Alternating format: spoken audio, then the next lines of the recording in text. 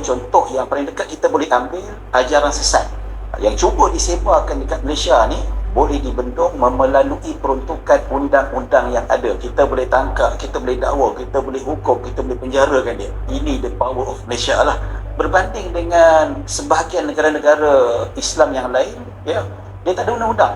Kalau kita tengoklah, ada beberapa negara Islam yang memang dia umat Islam ramai, tapi ajaran sesat bertebaran seluruh negara mereka. Bila tanya kenapa tak tangkap, kerajaan sana tak tangkap ke? Oh, kami tak ada undang-undang. Satu lagi saya nak highlight kan, kenapa Malaysia ni sebagai negara Islam yang hebat, tabung haji.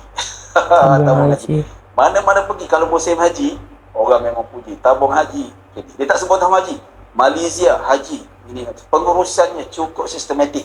Semua nak belajar dengan kita macam mana kita uruskan. Aku teringat sesuatu kalau ngomongin haji ni guys. B40 boleh pergi haji. Dekat negara lain B40 jangan mimpi dah nak pergi.